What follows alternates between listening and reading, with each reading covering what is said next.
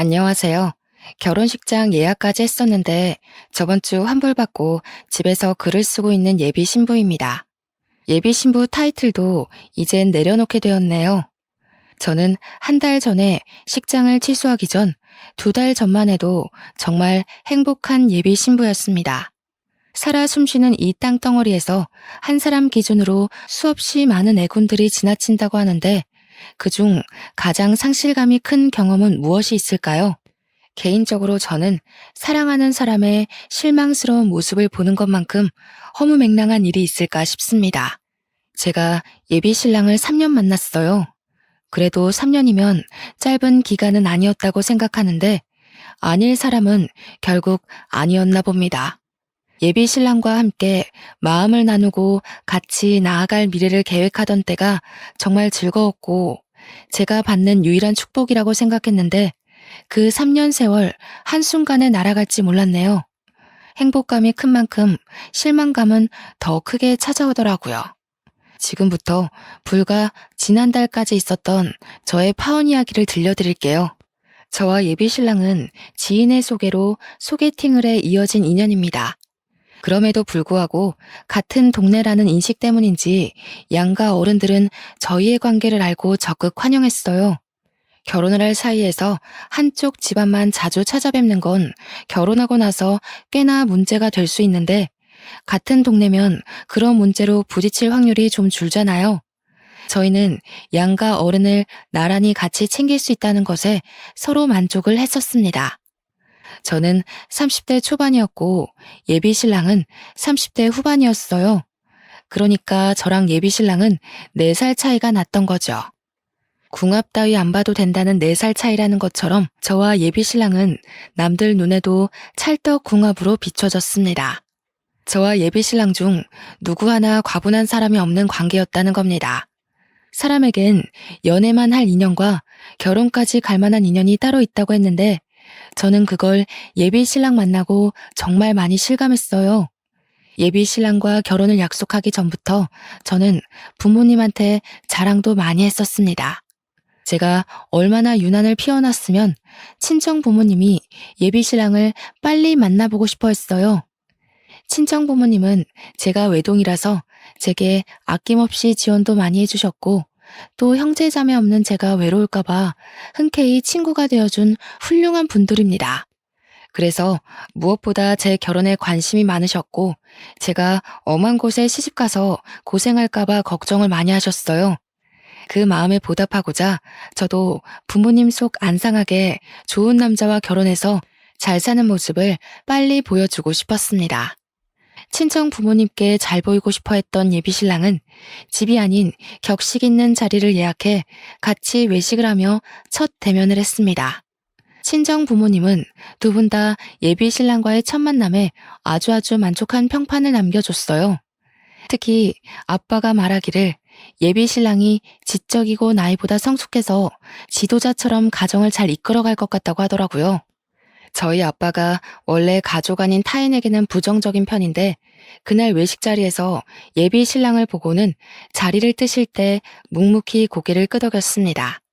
제가 예비 신랑한테 친정아빠가 까다로운 편이니 잘 보여야 된다고 조언을 줬기 때문에 예비 신랑이 더 애썼던 것도 있었을 거예요. 그렇다고 하더라도 그날 전체적으로 분위기가 좋았던 건 사실입니다.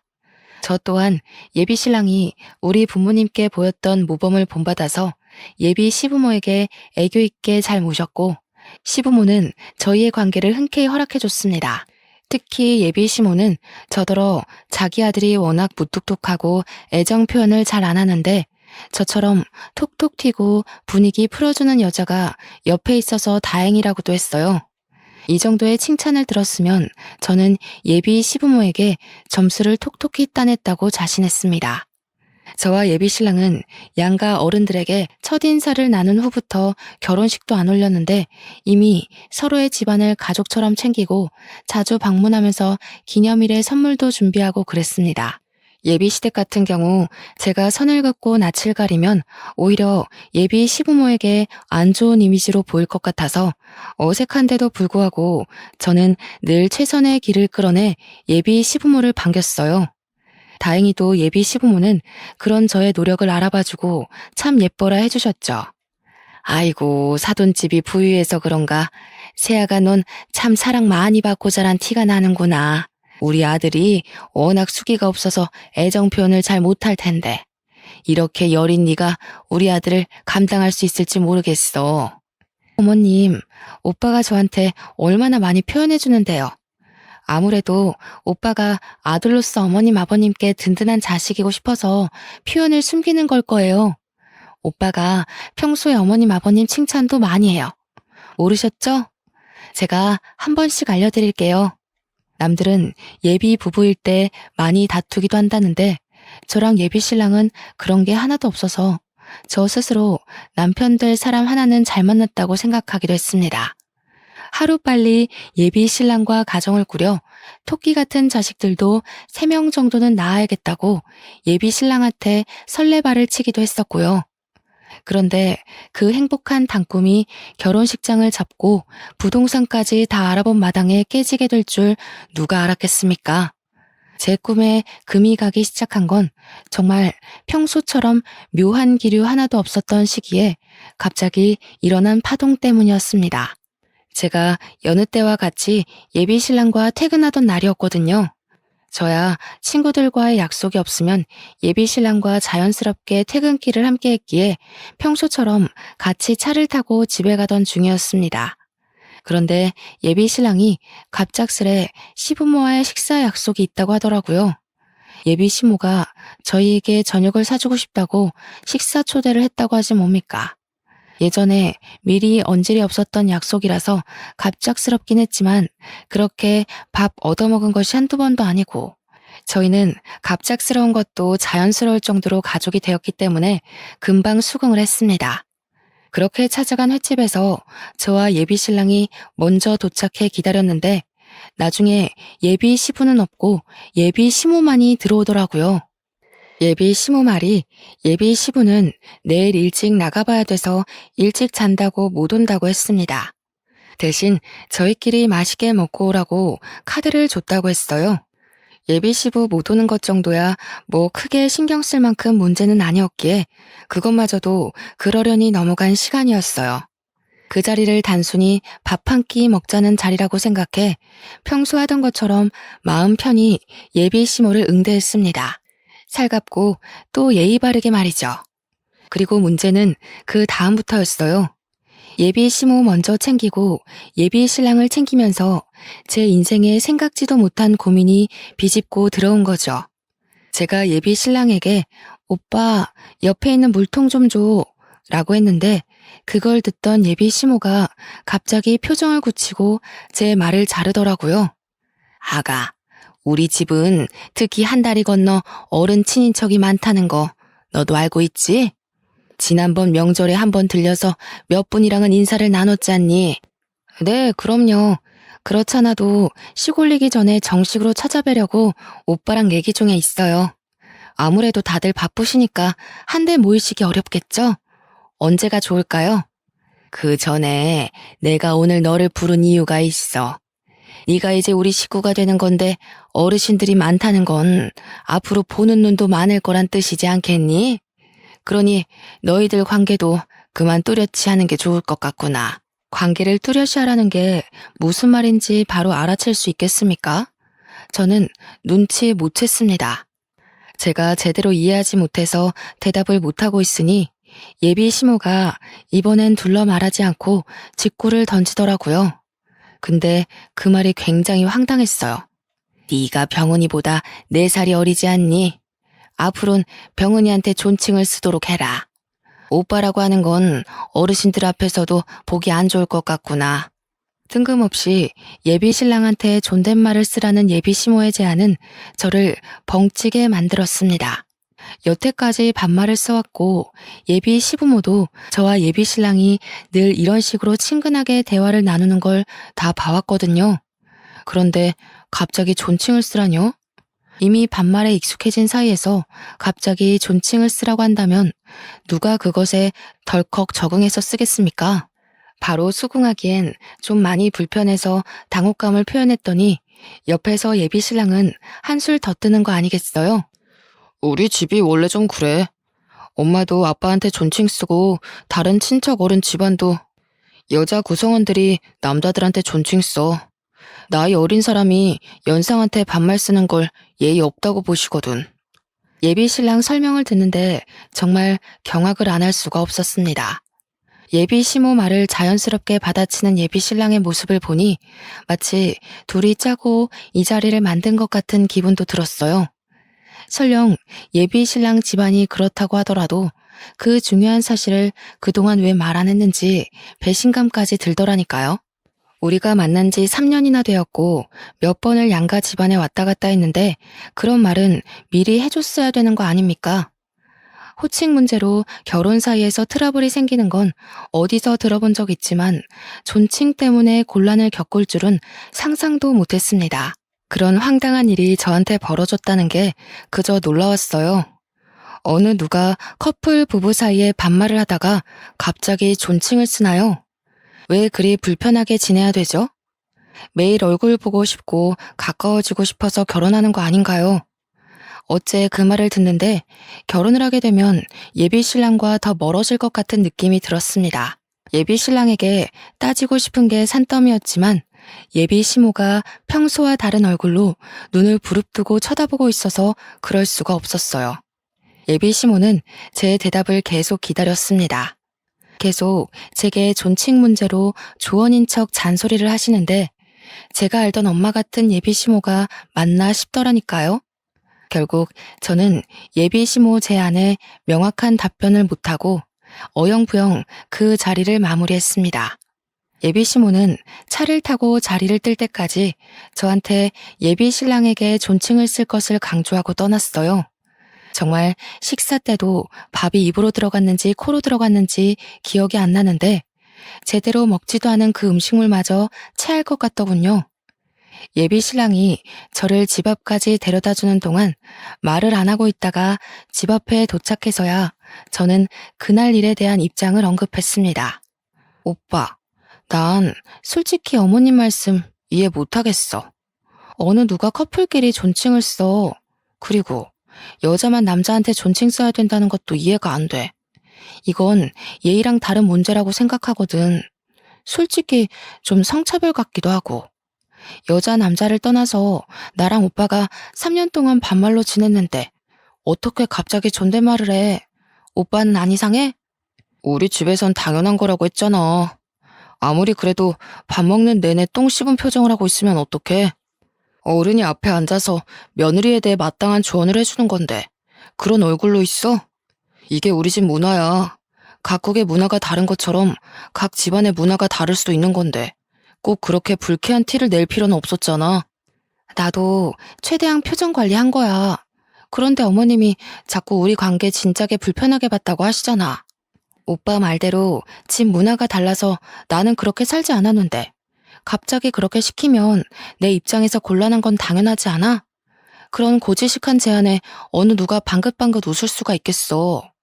고지식? 기분 나쁜 거 알겠는데 우리 엄마야. 웬만하면 불편하더라도 그런 솔직한 말은 삼가줬으면 좋겠는데. 그날 저는 예비 신랑과 3, 4년을 만나오면서 처음으로 대립을 했던 날입니다. 제가 예비 시댁 문화를 이해 못해서 욱하는 바람에 감정을 숨김없이 표현한 거 맞아요. 그래서 좀 더 거친 언사가 나갔다는 것도 인정합니다. 그런데 낯설어하는 제 입장 이해 못하는 건 예비 신랑도 마찬가지 아닌가요?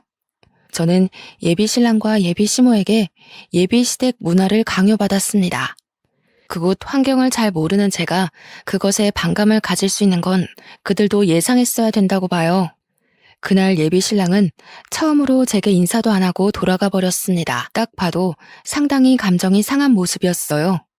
제가 예비 시모를 함부로 말해서 그런 거겠죠.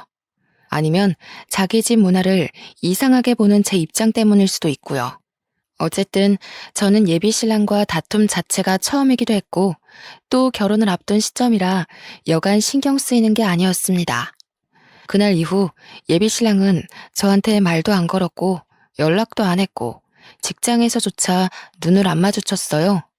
매일 시그널을 주고받으며 알콩달콩하던 저희 사이가 누가 봐도 멀어진 게 보이니 주변인들까지 우리더러 싸웠냐고 묻더라고요. 저희 때문에 괜히 직장 내 전체가 눈치를 본다는 게 느껴졌습니다.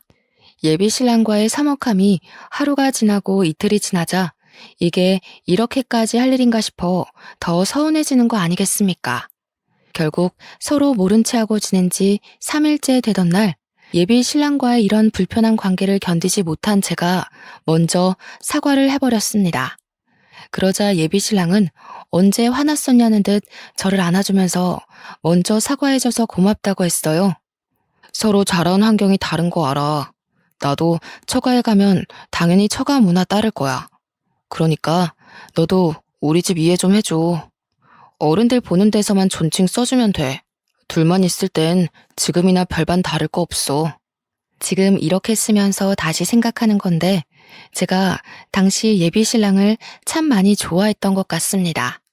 비록 속으로는 여전히 제 잘못이란 걸 인정 못했지만 제가 수구리는 덕분에 예비 신랑이 예전 모습으로 돌아왔잖아요.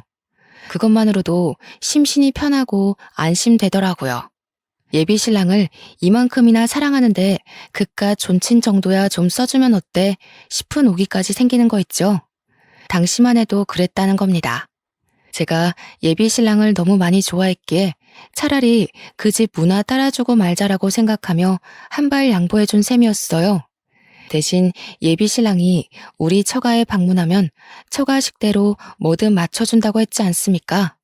잠깐 기분이 상했던 건 사실이었고 예비 시모의 낯선 모습에 당황스러운 것도 맞으나 그런 걸로 결혼을 고심할 정도는 아니라고 생각했습니다. 우리는 이런 것마저 이렇게 서로 맞춰주니 그야말로 천생연분이 맞구나 라고만 봤죠. 저는 평소 친정 부모님과 도란도란 얘기를 많이 하는 딸이라서 이 사실 또한 친정 부모님한테 얘기를 해줬어요. 하나의 해프닝을 친구에게 풀어놓듯 말을 했죠. 제가 말하는 내내 친정 부모님은 눈에 띄는 반응은 딱히 안 보였습니다. 잠자코 제 얘기를 듣기만 하더니 얘기 끝나자마자 친정아빠가 딱 한마디 하셨어요. 저더러 예비 신랑을 그 주 주말에 친정으로 데리고 오라는 겁니다.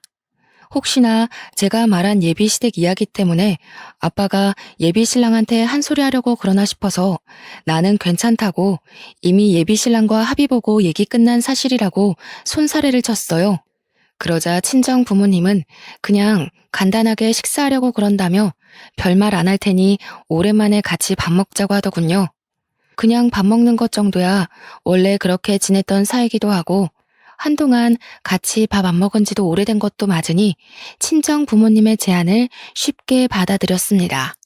제가 잠자리에 들기 전 아빠가 방에 들어와 딱 한마디 물은 것이 있었는데 그 말이 저는 큰 파장을 일으킬 예고였다는 걸 알아차리지 못했었어요. 나라, 안 싸더니 너한테 그 소리 할 때 강서방이 말리긴커녕 같이 부추겼다고 했지? 원래 그렇게 지냈다고 하면서 계속 원래라는 말을 강조했었니? 그랬지. 오빠는 그런 문화에서 당연하게 컸다고 했어. 어머님이 생소한 말을 해도 놀라지도 않고 오히려 나를 속 좁은 사람으로 보더라고. 근데 그건 서로 얘기해서 오해 풀었어. 결혼하면 조금 걱정되기도 한데 그래도 괜찮아.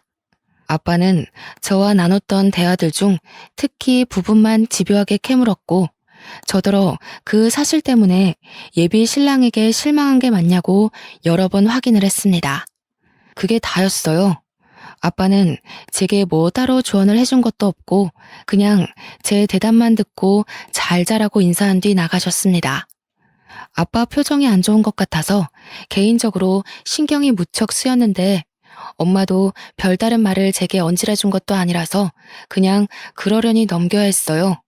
그리고 저는 다음날 예비 신랑한테 친정에 밥 먹으러 가자고 제안했습니다. 물론 예비 시댁 문화에 대해 알려줬더니 아빠가 보자고 했다는 말은 굳이 하지 않았어요. 그냥 친정 부모님이 오랜만에 보고 싶어 한다고만 말했거든요. 그러니까 예비 신랑이 좋다고 바로 시간을 비우더라고요. 그렇게 친정으로 모인 당일날 저는 예비 신랑과 파혼을 하게 되었습니다. 예비 신랑과 시간 맞춰 같이 친정에 갔는데요. 이미 차려진 식사 자리가 좀 과할 정도로 많이 고급지더라고요. 이 말은 제가 이제야 언급하는데 사실 우리 집이 시댁 형편보다 조금 더 나은 살림이었습니다. 그러니까 저희 친정은 대출 하나 없는 현금 자산만 가지고 있었지만 시댁은 대출을 좀 많이 끼고 있었어요. 저희 부모님은 부모님 명의로 된 건물도 한 채가 있는데 그것도 융자금 하나 없이 아주 깔끔하게 세주고 있거든요. 그렇다고 시댁이 뼈저리게 가난한 건 아니었고 식구들이 먹고 사는 데엔 지장이 크게 없는 정도? 그렇지만 당장 대출 빚을 다 갚을 수는 없는 정도라고만 알고 있습니다.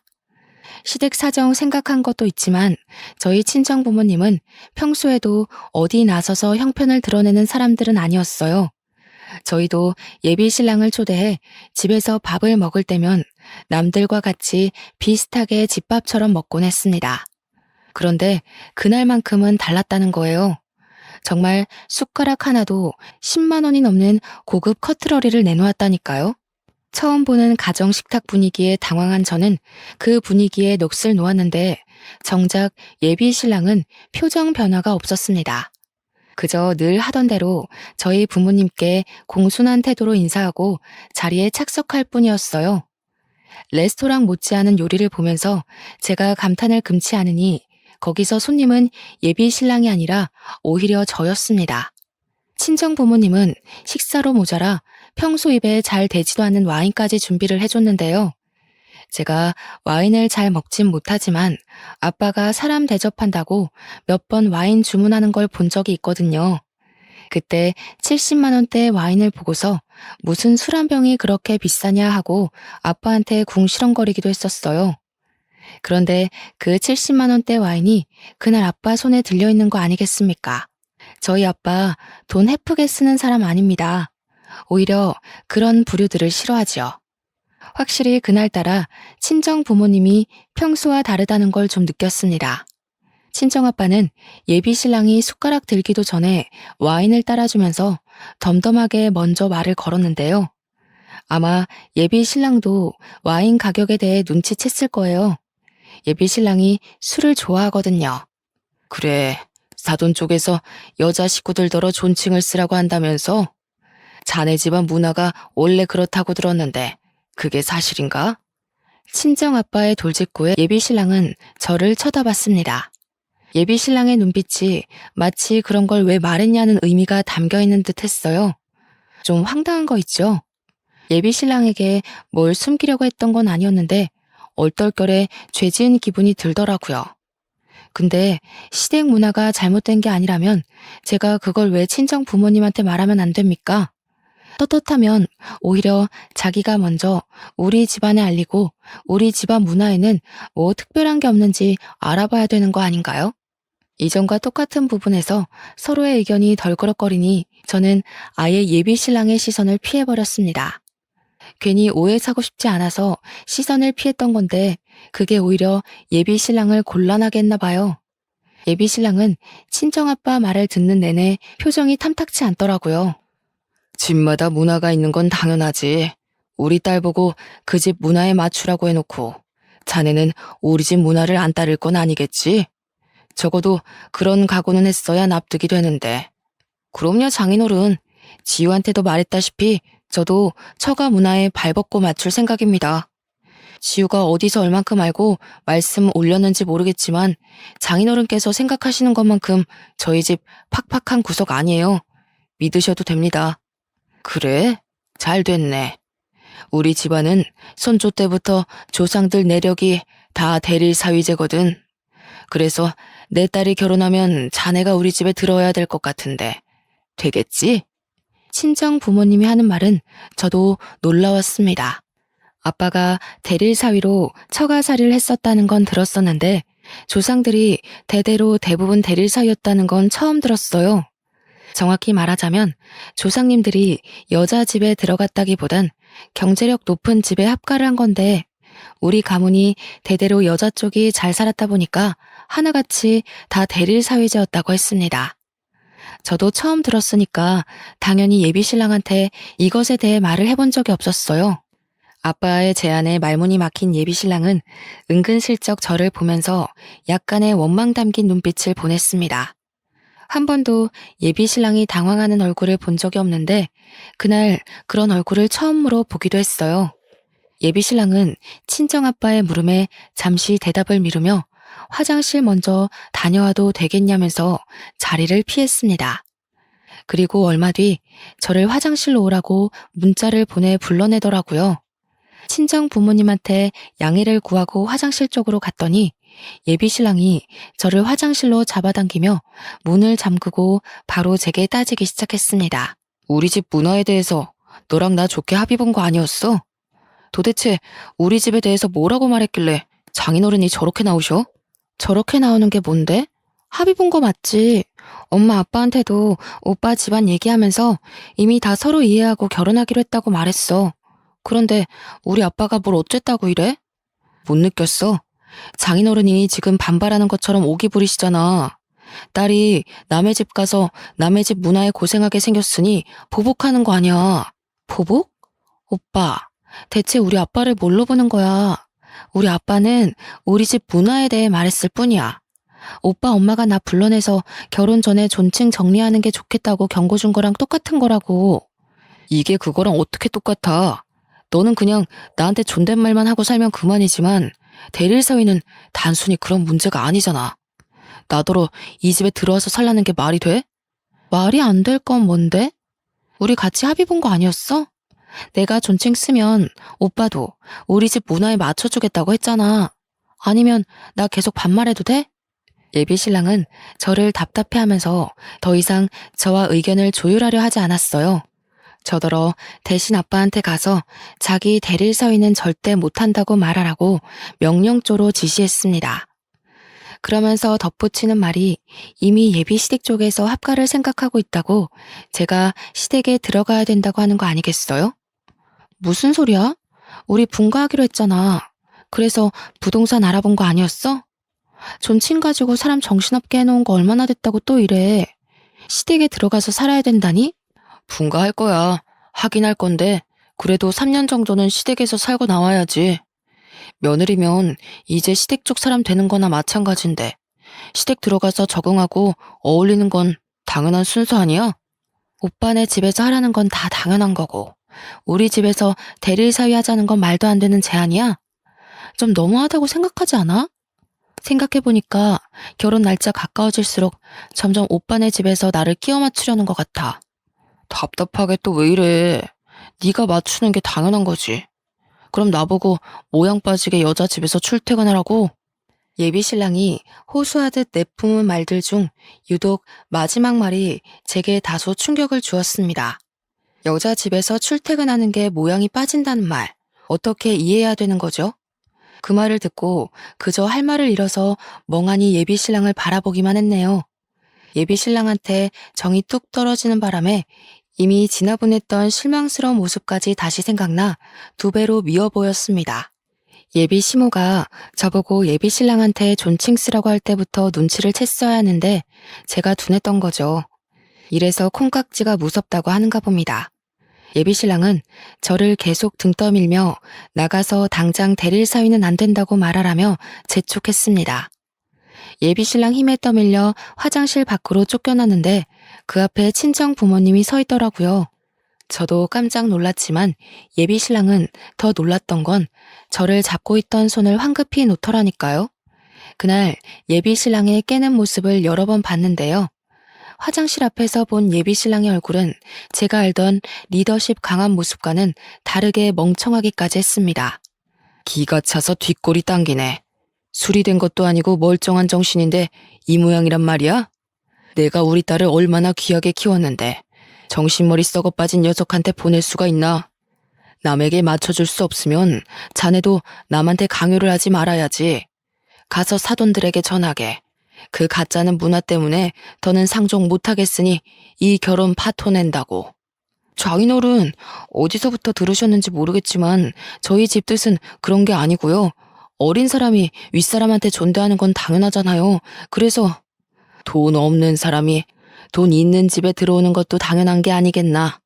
그리고 부부끼리 위아래 사람이 어딨어? 자네 부모님이 썩어 빠진 생각을 가지고 있다고 해도 자네만큼은 아닌 게 아닌 줄 알았어야지. 그렇게 존칭을 받고 싶으면 길거리 나가서 네 동갑 어린 아가씨들이나 찾아보던지.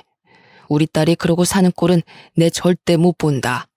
할 말만 하고 돌아서는 친정아빠를 예비 신랑이 급하게 뒤쫓았으나 친정아빠가 손을 올리는 바람에 먹어서 더 말하지 못했고 예비 신랑은 그대로 집에서 쫓겨났습니다.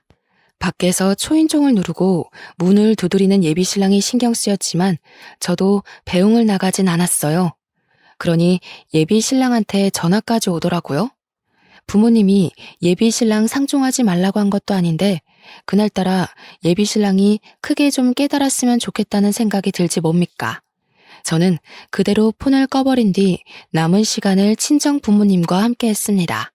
그리곤 부모님께 예비 신랑을 대신해서 무례했던 그의 행동을 사과드렸어요. 친정 부모님은 제가 자신들을 원망하더라도 예비 신랑만큼은 떼어놓아야 되겠다고 생각했다면서 제 동의도 구하지 않고 마음대로 일을 벌여서 미안하다고 오히려 제게 사과를 하더군요. 곰곰이 생각해보니까 왜 우리 가족이 예비 신랑 문제로 이렇게 머리 아픈 일을 겪어야 하는 거지 싶어서 억울하더라고요. 물론 이 모든 게 저 때문이겠죠. 제가 남자 보는 눈만 똑발랐어도 우리 부모님이 이런 수모를 겪는 일은 없었을 텐데 말입니다. 결혼하기도 전에 이미 예비 시댁에 실망을 했고 예비 신랑한테도 두 번째 실망을 했는데 여기서 계속 결혼을 진행하는 건 어리석은 짓이 아니겠습니까? 예비 신랑에 대한 감정이 완전 죽은 것은 아니지만 미련이라고 보기에도 애매할 만큼 제 마음은 더 이상 예비 신랑에게 흔들리지 않았어요. 저 또한 부모님 말씀대로 파혼을 하는 게 맞다고 생각했습니다. 한 번은 실수로 눈 감아 줄 수 있지만 두 번 실수를 눈 감아 주는 건 그냥 호구나 다름없잖아요. 저는 결국 예비 신랑에게 파혼을 통보했습니다. 예비 신랑은 그것에 또 피쳤는지 지난 날처럼 회사에서 저랑 눈도 안 마주치고 그 어떤 연락도 안 하더라고요. 직장뿐만이 아니라 우린 어딜 가나 그냥 남남이나 다름없는 사이였습니다. 그런 식으로 나오면 제가 또 못 견디고 먼저 다가와서 사과할 줄 알았나 봐요. 그 부분에서 저는 오히려 예비 신랑이 나를 확실히 호구로 바꾸나를 확인할 수 있는 계기가 되었습니다. 제가 예비 신랑을 더 많이 좋아했던 건 맞는데 제 순수한 마음을 그런 식으로 이용하는 걸 보니까 본때를 보여주고 싶은 마음이 생기지 뭐예요. 하나의 단점이 크게 꽂히니 예비 신랑을 알면 알수록 점점 더 정이 떨어지더라고요. 그래서 제가 저질러 버렸어요. 주위 사람들에게 저와 예비 신랑의 관계를 스스럼 없이 밝혔습니다. 파혼했다고 여기저기 소문을 내고 다녔더니 그게 예비 신랑 귀에 들어갔나 봐요. 예비 신랑이 저한테 먼저 말을 걸어오더라고요. 너 정말 나랑 끝낼 생각이야? 무슨 생각으로 파혼 사실을 소문내고 다녀? 아직 우리 관계 제대로 정리 안 됐어. 오늘 마치고 정식으로 얘기하게 기다려. 퇴근하고 얘기 좀 하자는 예비 신랑 말에 거절할까 하다가 무슨 할 말이 남았길래 파혼을 인정 못하고 절절 매는 건지 한번 드러나 보자 싶어서 예비 신랑을 따랐습니다. 퇴근한 뒤에 차에서 기다리고 있다는 예비 신랑의 연락을 받고 그의 차로 다가갔어요. 보조석 문을 열려고 손잡이를 잡았더니 창문이 직 내려가더라고요. 그런데 그 안에 예비 시모가 타고 있는 게 아니겠습니까? 뭐 하자는 건가 싶고 무슨 상황인지 판단이 안 되었지만 묻지도 않고 그냥 돌아섰어요. 저 예비 신랑과 대화를 하러 온 거지 예비 시모랑은 할 말이 없거든요. 그냥 집에 가려고 하는데 차에서 급하게 내린 예비 신랑이 황급히 쫓아와 저를 붙잡았지 뭡니까? 얘기 좀 하자고. 엄마가 너랑 합의 보고 싶다고 만나자 한 거야. 우리 이거 파혼까지 갈 일 아닌 거 알잖아. 처가 어른들께서 좀 많이 화나신 것 같은데 그 부분에 대해서 부모님이랑 상의했어. 그러니까 좀 들어보고 가. 우리 끝난 거 모르겠어? 우리는 지금 파혼을 고민하는 사이가 아니라 이미 파혼을 한 사이야. 더 이상 볼 일 없는 관계에서 무슨 합의가 필요한데? 진짜 나랑 끝내겠다는 거야? 고작 존댓말 쓰라고 했다고? 존댓말 때문에 헤어지는 건 말이 안 되잖아. 파혼하자고 해도 오히려 내 쪽에서야 정상이지. 대릴 사위는 정상적인 문화라고 생각해? 이것 봐. 오빠는 여전히 우리 집에 맞춰줄 생각이 없어. 지금도 나랑 합의 보자는 게 아니라 나를 설득하려고 만나자고 한 거네. 존댓말 정도는 오빠를 위해서 눈 감아줄 수 있었는데 한 번 봐주니까 오빠가 정도를 모르고 나를 오빠 손바닥 위에 놓으려고 하더라? 나 그 정도까지 웃고 넘어가줄 만큼 호구는 아니거든? 알았어. 다 알았고 내가 다 잘못했으니까 일단 엄마 얘기 좀 들어봐. 엄마 제안이 마음에 안 들면 그땐 나도 파혼에 대해 생각해볼게. 이미 우리는 파혼한 사이라고 몇 번을 말해도 예비 신랑은 계속해서 같은 말을 반복하게 했습니다. 그러면서 예비 시모를 만나달래요. 잡고 놓아주지도 않길래 어쩔 수 없이 차에 가서 예비 시모랑 대화 시간을 가졌거든요. 얼마나 대단하고 솔깃한 제안을 하려고 이미 떠난 배를 이렇게 붙잡는 건가 했는데 예비 시모가 뭐라고 하는 줄 아십니까? 아직도 그때 생각만 하면 기가 차서 웃음밖에 안 나와요. 사돈댁 의견 잘 전해 들었다. 그래도 대리일 사위는 안 돼. 대신 우리 집에서 너더러 존댓말 쓰라고 안 할 테니까 결혼하고는 우리 집 들어오거라. 친인척 어르신들이 존칭 때문에 한 소리 하면 그건 내가 다 커버 쳐줄 테니 걱정하지 말고. 들었지? 너만 특별하게 봐주신다잖아.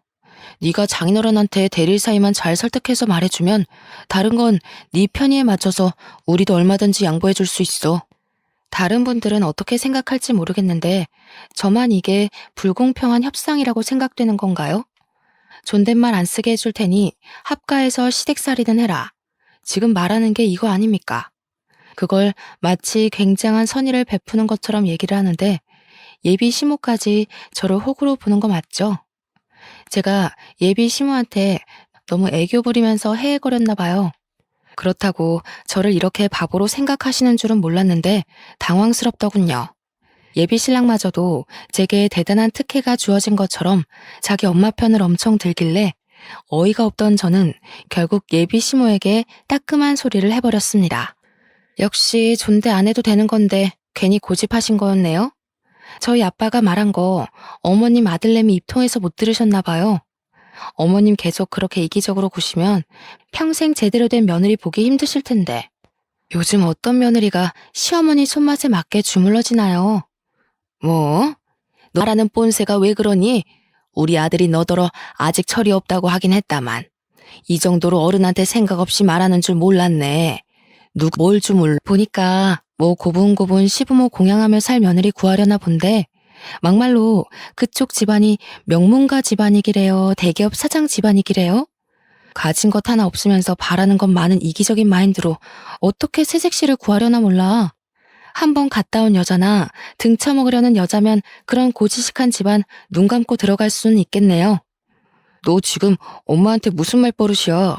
협상 조건이 마음에 안 들면 안 된다고 말을 하던가. 엄마가 너 생각해서 큰 마음 먹고 찾아오기까지 했는데 이게 무슨 무례야? 두 분 보니까 참 큰일이다 싶네요. 귀한 장남 나이가 내일 모레 40인데 시댁 집안이 아들 장가 보낼 미처는커녕 빚만 수두룩해서 어째요? 존대 받아야 되는 아드님 평생 노총각으로 살다 가야 되는 거 아닌가 모르겠어요. 어디 방송이나 나가보세요. 공개 구혼이라도 해야 결혼 근처는 가볼 것 같은데요. 예비 시모가 제 말에 화가 나서 벌벌 떨기까지 했는데요. 저더러 원래 이렇게 무서운 애였냐고 악을 지르는 말에 네네 그렇다고 말해주고 그냥 차 안에서 내려버렸습니다. 그 장면만 본다면 제가 건방졌다고 생각할지 모르지만 제 상황을 전반적으로 아는 사람이라면 되레 그들을 더 혼쭐내주지 못해 아쉽다고 말하지 않을까 싶네요. 저를 따라 예비 신랑이 당장 쫓아오려고 했지만 예비 시모가 자존심 때문인지 자기 아들을 못 가게 붙잡더라고요.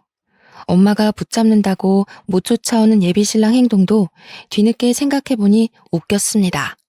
거의 40이 다 되었는데 엄마가 시키는 대로 잘도 따르는 아들이더라고요. 그런 사람인 줄 왜 몰랐는지 아직도 제 자신이 이해가 안 됩니다. 작년까지만 해도 제게 예비 신랑이란 사람은 과묵하고 본업에 열중하면서 매사에 지도자 자격이 있는 사람이었거든요. 우리 사이에 금이 가기 시작한 이유는 그놈의 존칭 때문이었는데 처음 그 말을 들었을 땐 황당하고 화가 났지만 시간 지나서 생각해보니 예비 시모가 저를 구제해준 셈이나 다름없는 거 있죠. 저와 예비 신랑이 결혼하고 나서 제게 그런 존칭 제안을 했다면 아마 파혼 가정보다 더 피 튀기는 싸움이 되지 않았을까요? 생각만 해도 무섭고 살떨리네요. 그 이후 생활은 놀랍게도 평화로웠습니다. 예비 신랑과는 여전히 같은 회사에서 일을 하고 있어요. 완전 남남처럼 지내고 있고 부서가 달라서 일적인 얘기도 안 하고 있거든요. 새삼 그런 생각이 들더라고요. 우리가 정말 약혼 관계였던 커플이 맞나 싶은 생각이요.